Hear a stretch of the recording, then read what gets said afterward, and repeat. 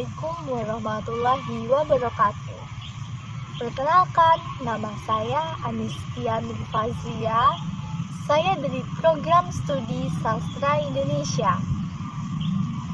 Saya berasal dari kelompok 1.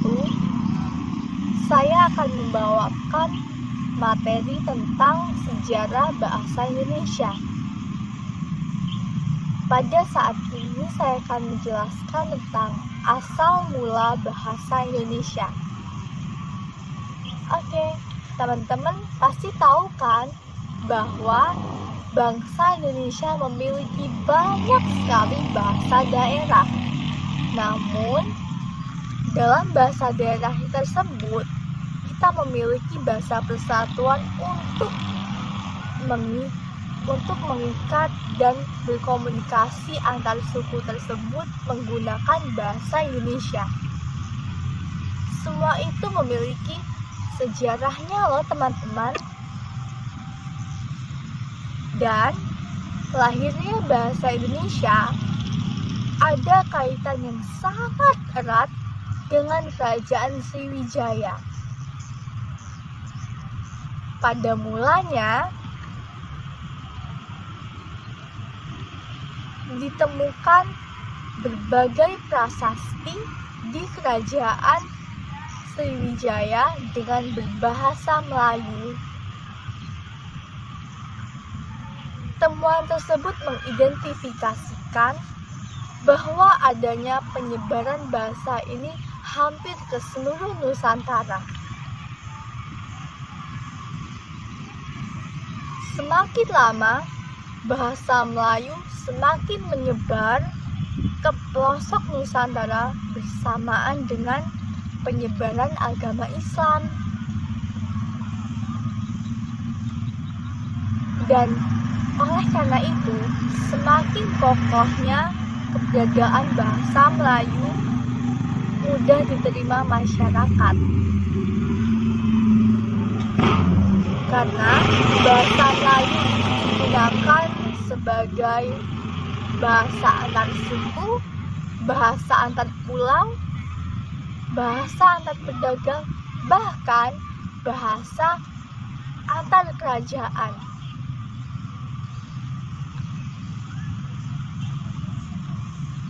Dan teman-teman, bahwasanya bahasa Melayu ini mulai digunakan di kawasan Asia Tenggara sejak abad ke-7 loh. Banyak prasasti yang ditemukan di sekitaran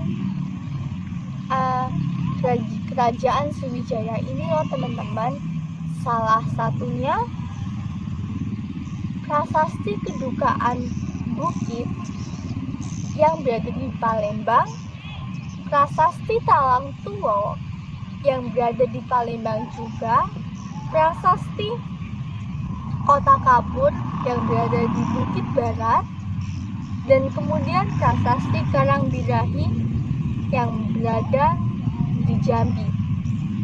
Prasasti ini bertuliskan huruf Paranagari berbahasa Melayu kuno.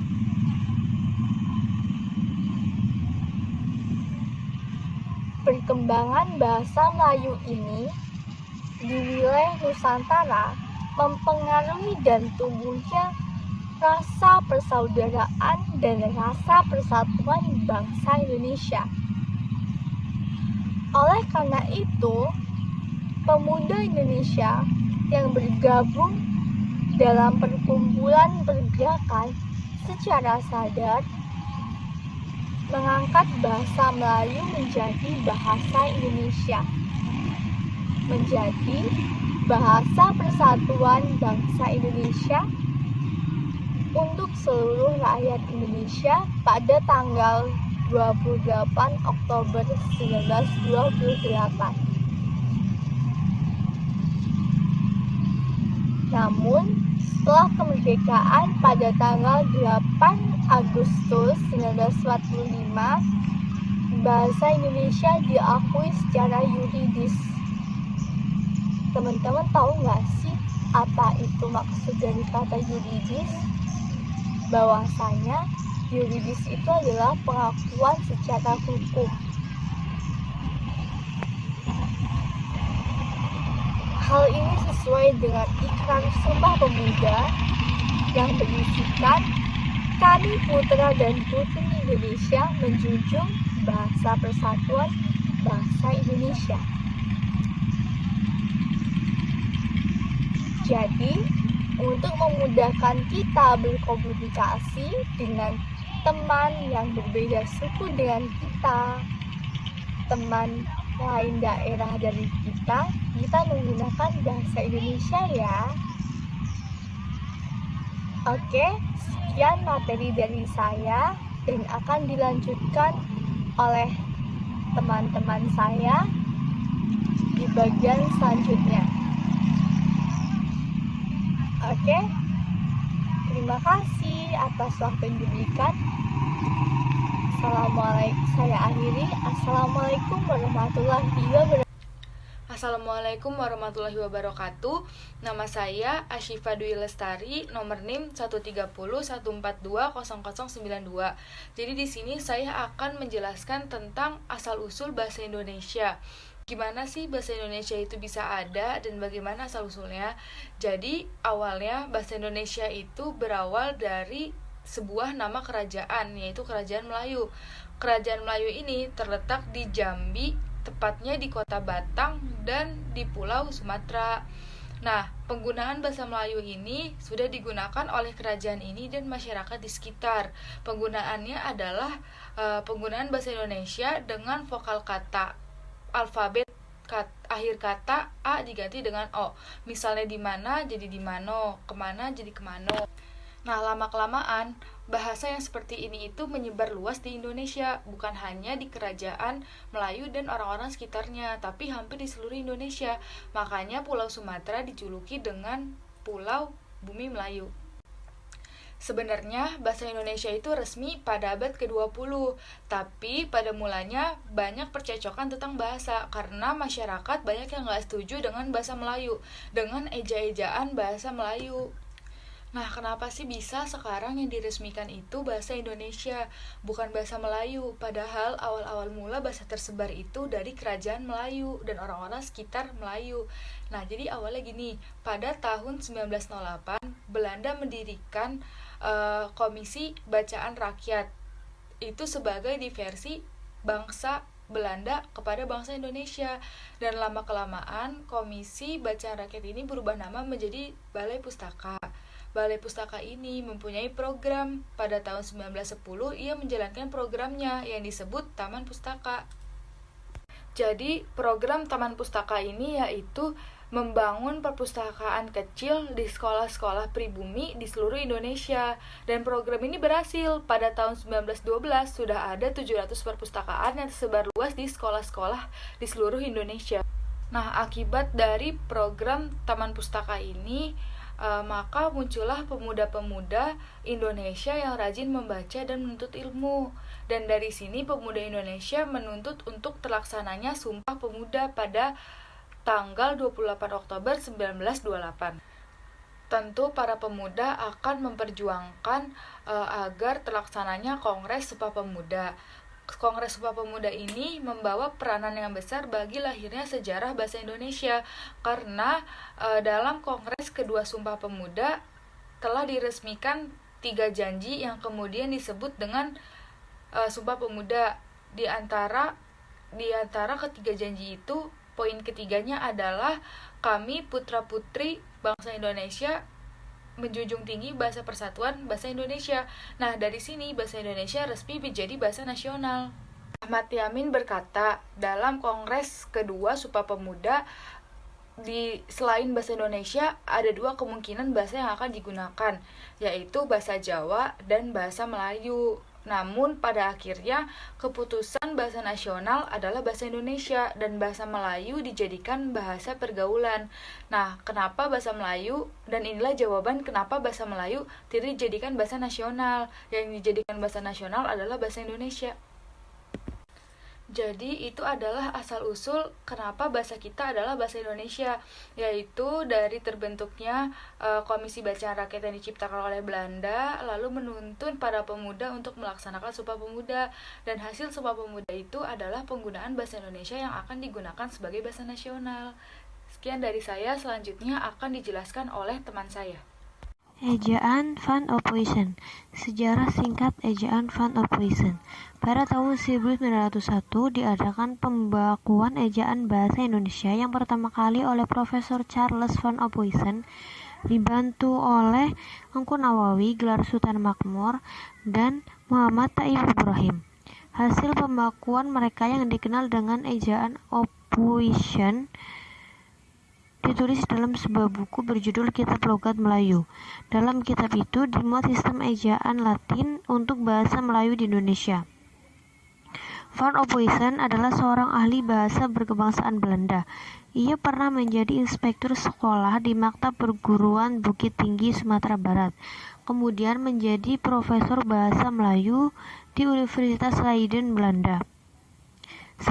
Setelah menerbitkan Logat Bahasa Melayu, Van Ophuijsen juga menerbitkan Malays Pakuns pada tahun 1910.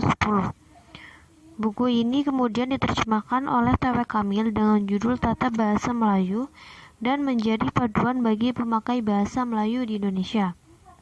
Ejaan ini diterbitkan pada tahun 1910 oleh Profesor Charles Adrian Van Ophuijsen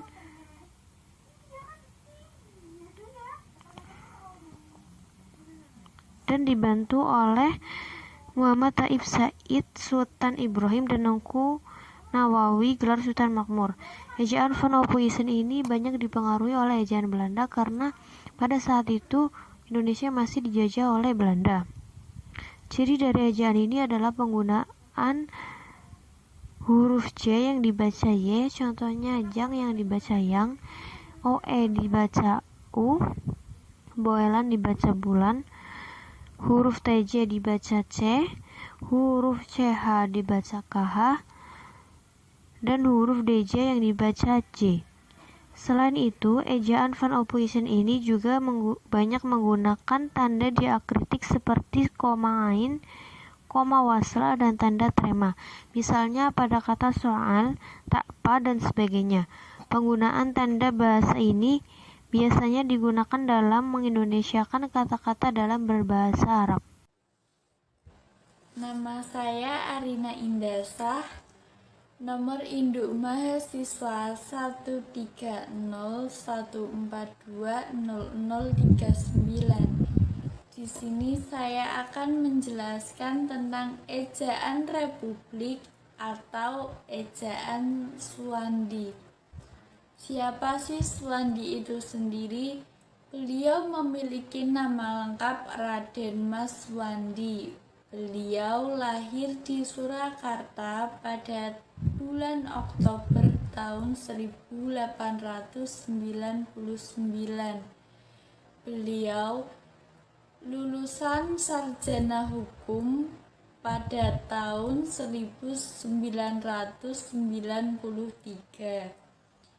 Karena beliau adalah orang yang berpendidikan pada masa itu, beliau pernah menjabat sebagai Menteri Kehakiman dan Menteri Pendidikan. Ejaan Suwandi sendiri mulai diberlakukan pada tanggal 17 Maret 1947 menggantikan ejaan Van Ophuijsen yang sudah diberlakukan sejak tahun 1901. Contoh ejaan Suwandi sendiri, yang pertama, penggantian huruf OE dengan huruf U. Contohnya pada kata guru yang dahulu ditulis dengan kata goeroe, sekarang diubah menjadi guru. Dan kata dulu yang dulu ditulis dengan doeloe menjadi dulu. Yang kedua, penggantian petik 1 sebagai huruf sentak diganti dengan huruf K. Contohnya pada kata tidak dan kata tak yang dulu ditulis dengan tidak petik 1 dan tak petik 1. Yang ketiga adalah diperbolehkannya menggunakan angka 2 untuk kata yang diulang-ulang. Seperti makan-makan menjadi makan 2 dan main-main menjadi main 2. Dan yang keempat adalah tidak adanya perbedaan antara kata awalan di dan kata depan di. Misalnya pada kata dibeli dan kata di sini. Nama saya Syafahana Auna Iza dari jurusan Bimbingan Konseling. Di sini saya akan menjelaskan tentang ejaan yang disempurnakan atau sering disebut dengan EYD.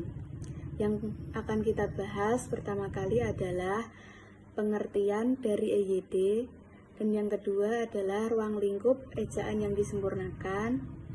Tujuannya yang pertama untuk mengetahui pengertian dari EYD, dan yang kedua untuk mengetahui ruang lingkup ejaan yang disempurnakan. Ejaan sendiri adalah seperangkat aturan atau kaidah melambangkan bunyi bahasa, pemisahan, penggabungan, dan penulisannya dalam suatu bahasa. Salah satu pendapat dari ilmuwan yaitu pendapat dari Zainal A. dan Amran Tasai.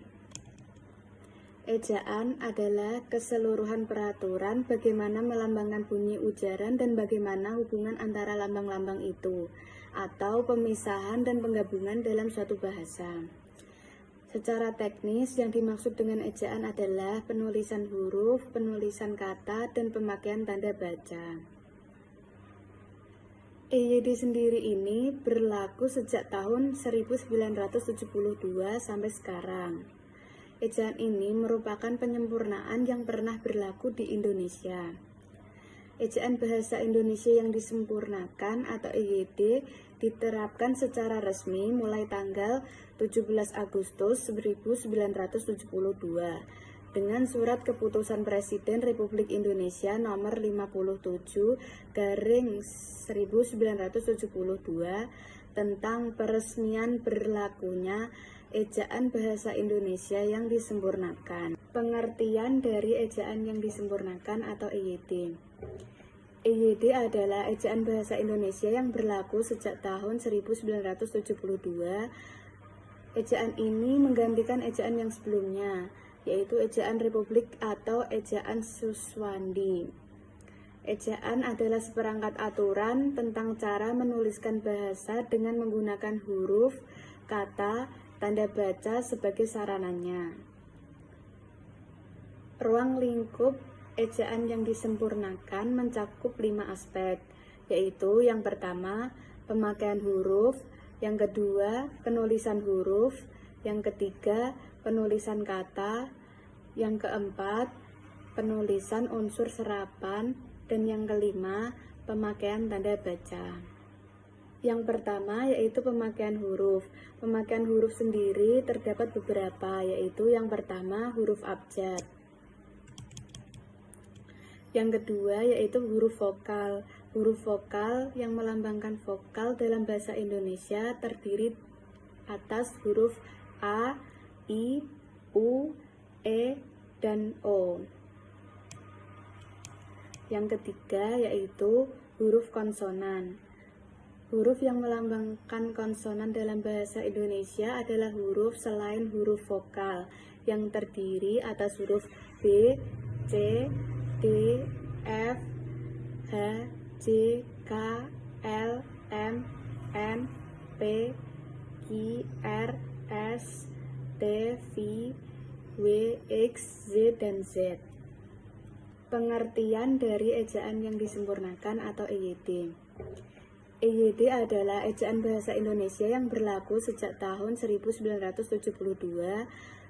Ejaan ini menggantikan ejaan yang sebelumnya, yaitu ejaan Republik atau ejaan Suswandi. Ejaan adalah seperangkat aturan tentang cara menuliskan bahasa dengan menggunakan huruf, kata, tanda baca sebagai sarananya.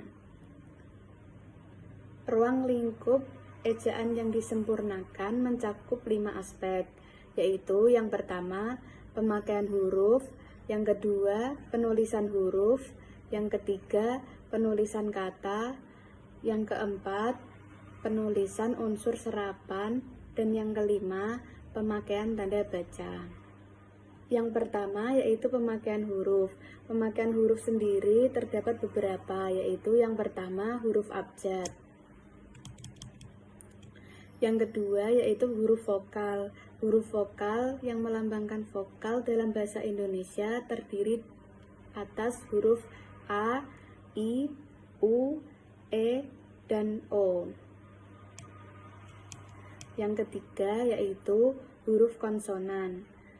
Huruf yang melambangkan konsonan dalam bahasa Indonesia adalah huruf selain huruf vokal yang terdiri atas huruf B, C, D, F, H, J, K, L, M, N, P, Q, R, S, T, V, W, X, Z, dan Z.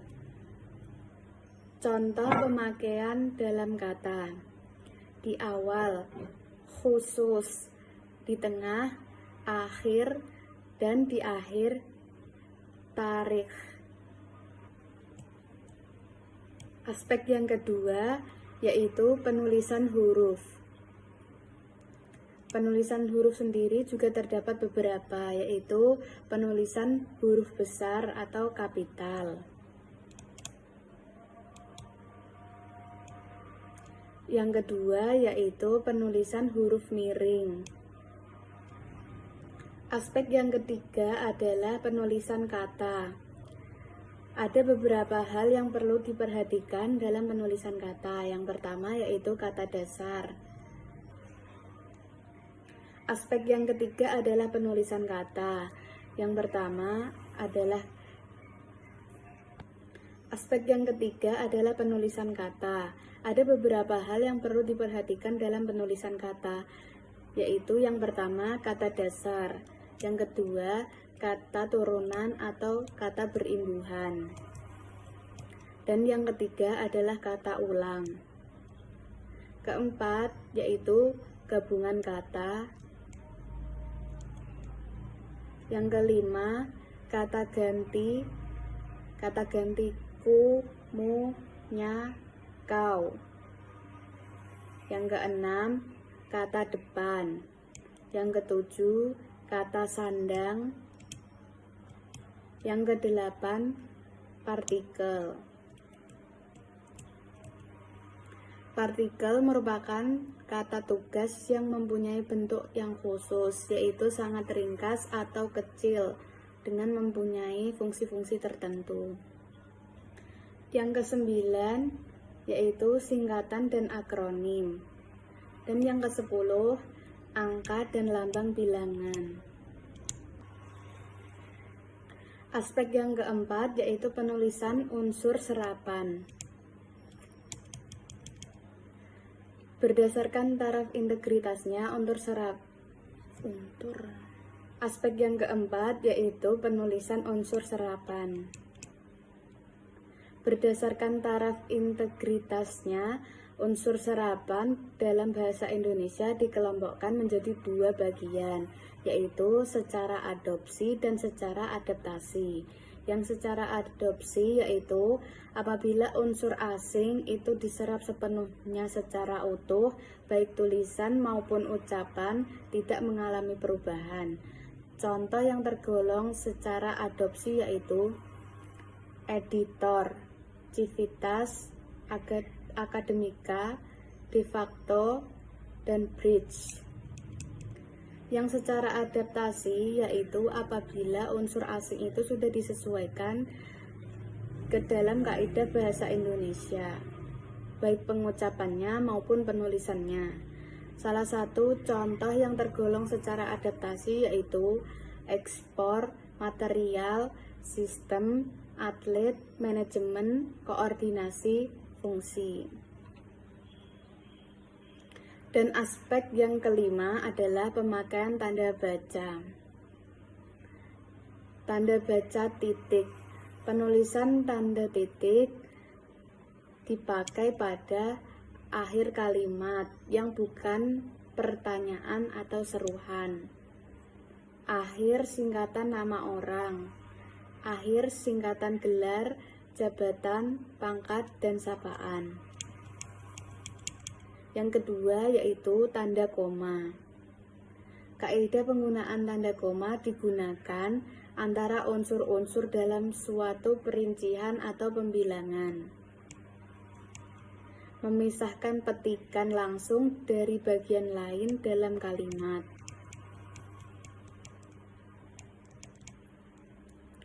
Dipakai untuk mengapit keterangan tambahan yang sifatnya tidak membatasi. Dipakai di antara bagian nama yang dibalik susunannya dalam daftar pustaka. Lalu tanda titik tanya. Tanda titik tanya dipakai pada akhir kalimat tanya. Dipakai dalam tanda kurung untuk menyatakan bagian kalimat yang diragukan atau kurang dapat dibuktikan kebenarannya. Kemudian tanda seru. Tanda seru digunakan sesudah ungkapan atau pertanyaan yang berupa seruan atau perintah. Lalu tanda titik koma. Tanda titik koma dipakai memisahkan bagian-bagian kalimat yang sejenis dan setara. Kemudian tanda titik dua. Tanda titik dua dipakai sesudah kata atau ungkapan yang memerlukan pemberian. Assalamualaikum warahmatullahi wabarakatuh. Nama saya Rafiq Muhammad Mugni. Saya dari kelompok Bahasa Indonesia kelompok 1. Saya dari program studi PGSD dan saya akan menjelaskan tentang